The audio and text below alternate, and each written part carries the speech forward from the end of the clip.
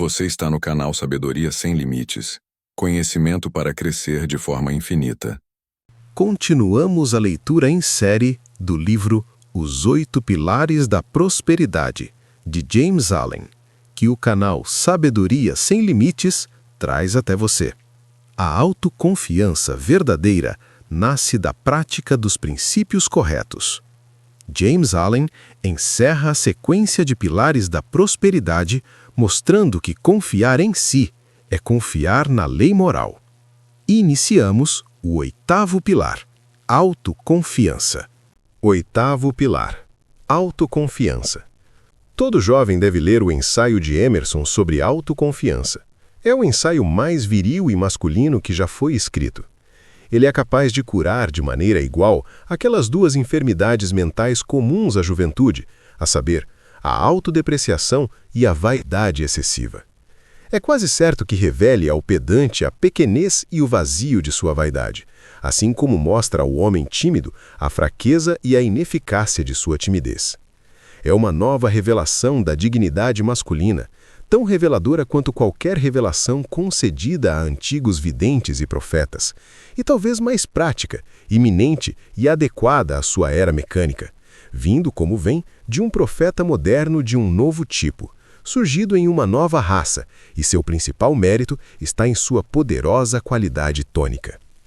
Não se deve confundir autoconfiança com vaidade, pois tão elevada e excelente quanto é a primeira, tão baixa e inútil é a segunda. Não pode haver nada mesquinho na autoconfiança, enquanto na vaidade não pode haver nada grandioso.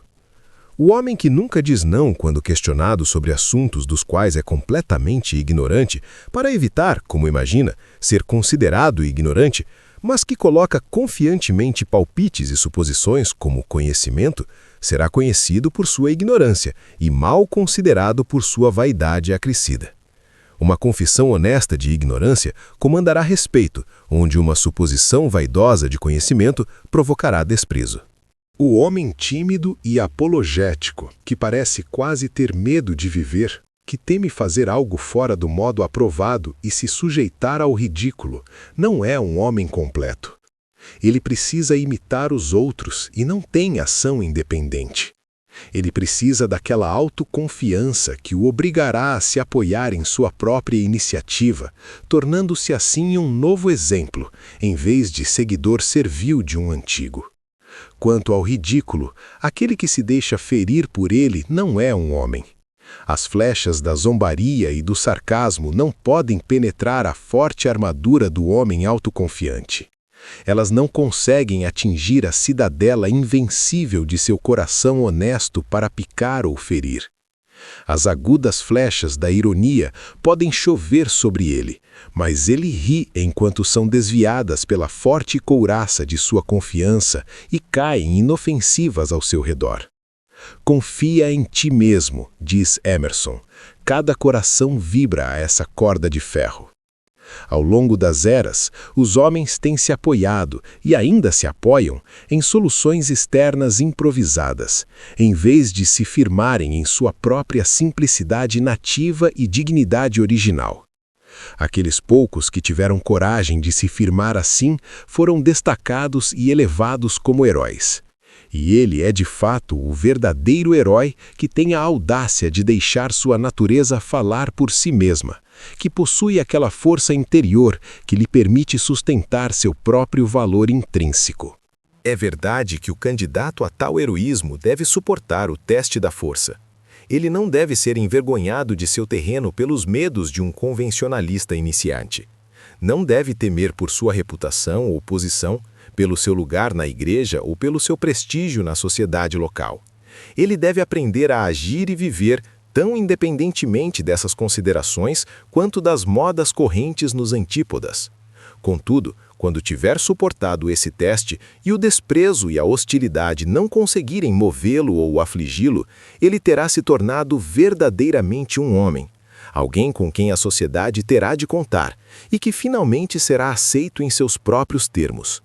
Mais cedo ou mais tarde, todos os homens buscarão orientação no homem autoconfiante, e embora as melhores mentes não façam dele um suporte, respeitam e valorizam seu trabalho e valor, reconhecendo o seu lugar entre os bens que vieram antes.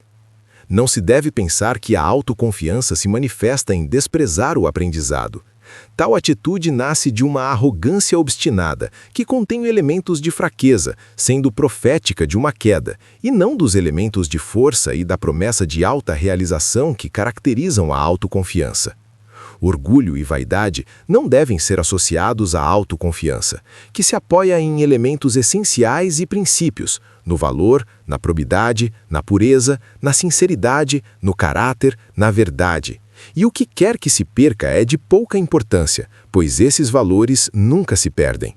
O orgulho tenta esconder sua ignorância por ostentação e presunção, e não quer ser considerado aprendiz em nenhuma direção. Ele se sustenta durante seu breve dia na ignorância e na aparência, e quanto mais elevado é hoje, mais baixo será lançado amanhã. A autoconfiança não tem nada a esconder e está disposta a aprender. E embora não possa haver humildade onde há orgulho, a autoconfiança e humildade são compatíveis. Mais ainda, são complementares, e a forma sublime da autoconfiança só se encontra associada à mais profunda humildade. Os extremos se encontram, diz Emerson, e não há exemplo melhor do que a altivez da humildade. Nenhum aristocrata, nenhum príncipe nascido no púrpura pode começar a se comparar com o alto respeito do santo. Por que ele é tão humilde?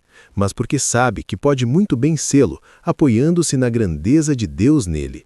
Foi Buda quem, a esse respeito, disse: aqueles que agora ou depois de minha morte forem uma lâmpada para si mesmos, confiando apenas em si e não em nenhuma ajuda externa, mantendo a verdade como sua lâmpada e buscando sua salvação apenas na verdade, não procurarão assistência em ninguém além de si mesmos.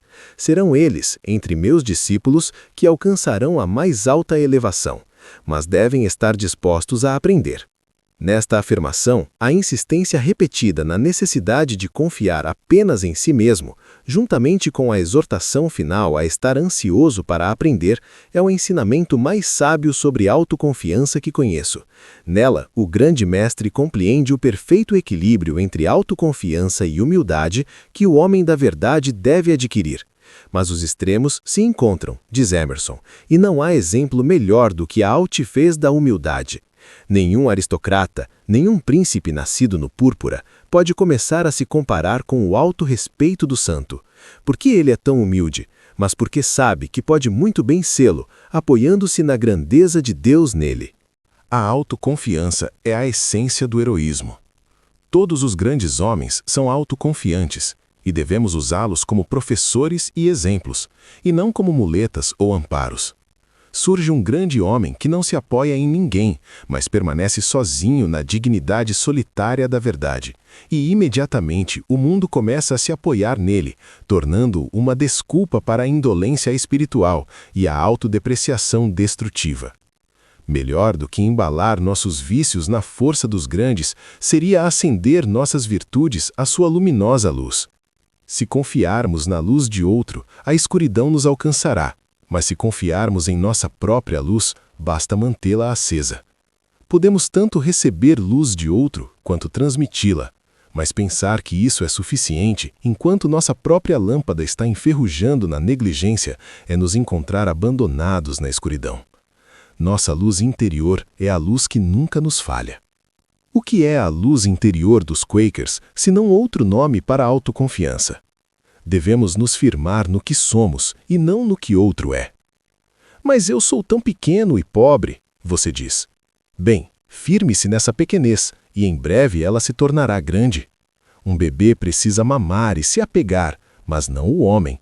Daqui em diante, ele se sustenta sobre seus próprios membros. Os homens oram a Deus para que coloque em suas mãos aquilo que estão feitos para alcançar, para que coloque em sua boca o alimento pelo qual devem trabalhar arduamente. Mas os homens superarão essa infância espiritual. Chegará o tempo em que não pagarão mais a um sacerdote para rezar ou pregar por eles. Daqui em diante, ele se sustenta sobre seus próprios membros. Os homens oram a Deus para que coloque em suas mãos aquilo que estão feitos para alcançar, para que coloque em sua boca o alimento pelo qual devem trabalhar arduamente. Mas os homens superarão essa infância espiritual. Chegará o tempo em que não pagarão mais a um sacerdote para rezar ou pregar por eles. O principal problema do homem é a desconfiança de si mesmo, de modo que o homem autoconfiante se torna um espetáculo raro e singular. Se um homem se vê como um verme, o que pode sair dele senão um contorcer ineficaz? Verdadeiramente, aquele que se humilha será exaltado, mas não aquele que se despreza. Um homem deve se ver como é, e se houver alguma indignidade nele, deve se livrar dela, mantendo e confiando naquilo que tem valor. Um homem só é rebaixado quando se rebaixa. É exaltado quando vive uma vida exaltada. Por que um homem com ideações incessantes chamaria a atenção para sua natureza caída? Existe uma falsa humildade que toma certo orgulho no vício. Se alguém caiu, é para que possa se levantar e ser mais sábio por isso. Se um homem cai em um buraco, não permanece ali chamando a atenção de todos os que passam para seu estado caído. Ele se levanta e segue seu caminho com mais cuidado. Assim, se alguém caiu no buraco do vício, que se levante, se purifique e siga seu caminho com alegria. Não há esfera da vida em que a influência e prosperidade de um homem não se beneficiem consideravelmente, mesmo com um pouco de autoconfiança. E para o professor, seja secular ou religioso, para organizadores, gerentes, supervisores e em todas as posições de controle e comando, é um equipamento indispensável. As 4 grandes qualidades da autoconfiança são: 1. Decisão. 2. Firmeza. 3. Dignidade. 4. Independência. Decisão torna o homem forte. O indeciso é o fraco. Um homem que vai desempenhar um papel falado, por menor que seja no drama da vida, deve ser decisivo e saber o que está fazendo. Seja qual for a sua dúvida, ele não deve duvidar de seu poder de agir. Ele deve conhecer seu papel na vida e colocar toda a sua energia nele. Deve ter alguma base sólida de conhecimento sobre a qual trabalhar e se firmar com segurança. Pode ser apenas o preço e a qualidade de um estoque, mas ele deve conhecer seu trabalho profundamente e saber que o conhece. Deve estar pronto a qualquer momento para se responder quando seu dever for questionado. Deve estar tão bem fundamentado em sua prática particular que não seja afetado por hesitação em qualquer ponto ou situação de emergência. É verdadeiro o ditado: o homem que hesita está perdido. Ninguém acredita em quem não acredita em si mesmo, que duvida, vacila e não consegue se libertar dos fios emaranhados de 2 caminhos. Quem lidaria com um comerciante que não conhecesse o preço de seus próprios produtos ou não soubesse onde encontrá-los? Um homem deve conhecer seu negócio. Se não conhece o seu, quem o instruirá? Ele deve ser capaz de dar um bom relato da verdade que há nele. Deve ter aquele toque preciso que apenas habilidade e conhecimento podem conferir. A certeza é um grande elemento da autoconfiança. Para ter peso, um homem deve ter alguma verdade a transmitir, e toda habilidade é uma comunicação de verdade. Ele deve falar com autoridade, e não como os escribas. Deve dominar algo e saber que o domina, para lidar com isso de forma lúcida e compreensível, à maneira de um mestre, e não permanecer sempre como aprendiz. A indecisão é um fator desintegrador. Um momento de vacilação pode reverter a corrente do sucesso. Homens que têm medo de decidir rapidamente, por receio de cometer um erro, quase sempre acabam cometendo um erro quando agem. Os mais rápidos em pensamento e ação são menos propensos a cometer enganos, e é melhor agir com decisão e cometer um erro do que agir com indecisão e cometer um erro, pois no primeiro caso há apenas um erro, no segundo, a fraqueza se soma ao erro. Um homem deve ser decidido sempre, tanto naquilo que conhece quanto naquilo que não conhece.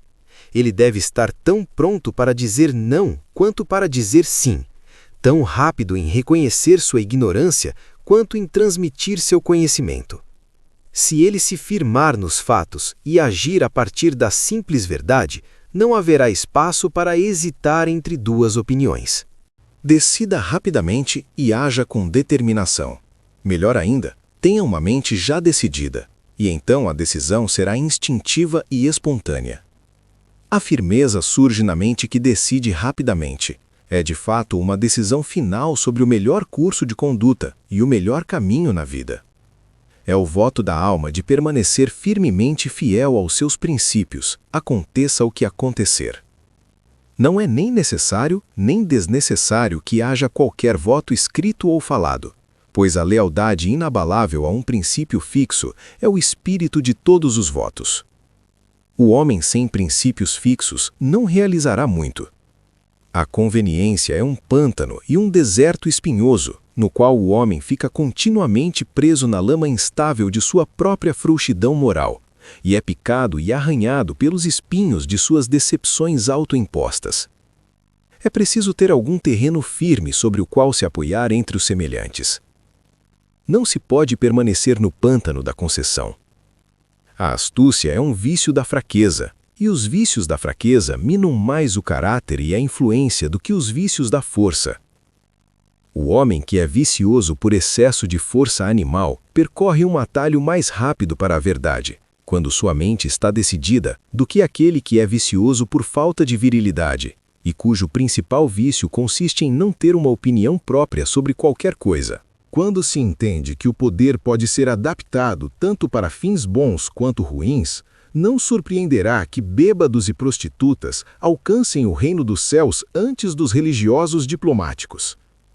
Eles, pelo menos, seguem com determinação o caminho que escolheram, por mais vil que seja, e a diligência é força. Só é preciso que essa força seja direcionada do mal para o bom, e eis que o pecador odiado se torna o santo elevado. Um homem deve ter uma mente firme, fixa e determinada.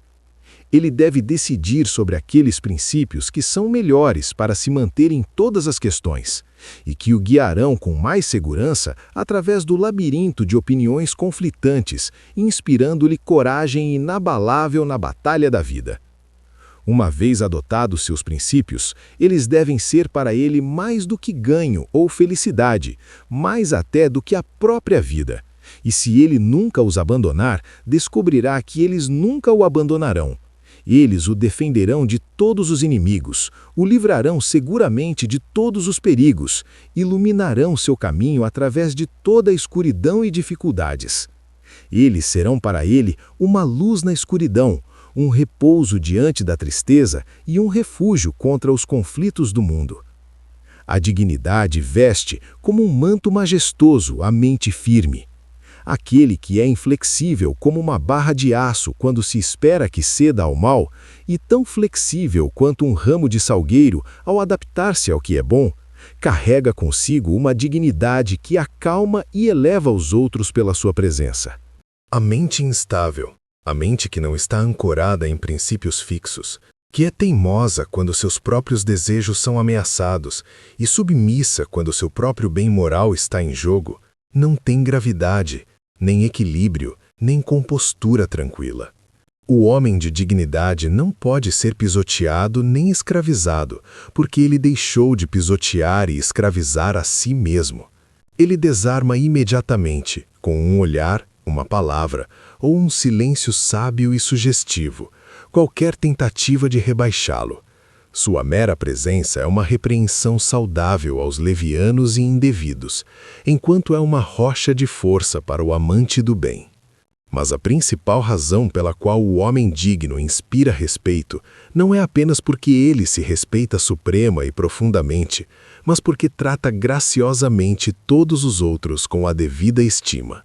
O orgulho ama a si mesmo e trata aqueles que estão abaixo dele com desprezo altivo, pois o amor próprio e o desprezo pelos outros sempre se encontram juntos em graus iguais, de modo que quanto maior o amor próprio, maior a arrogância.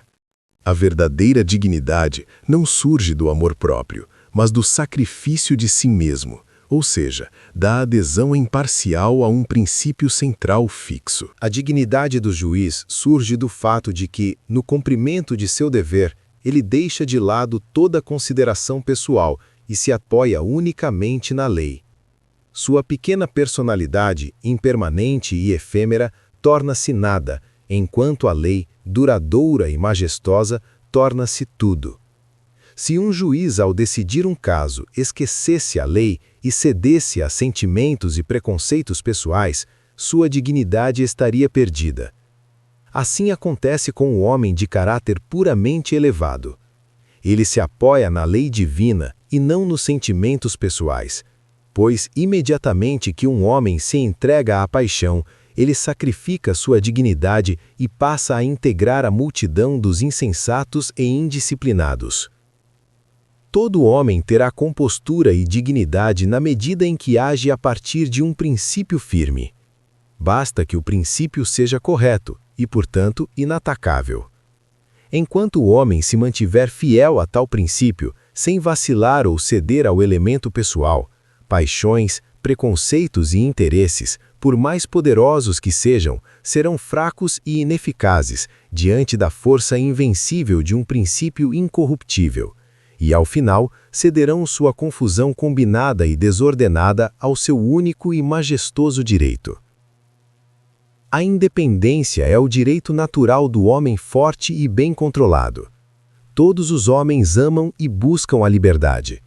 Todos os homens aspiram a algum tipo de autonomia.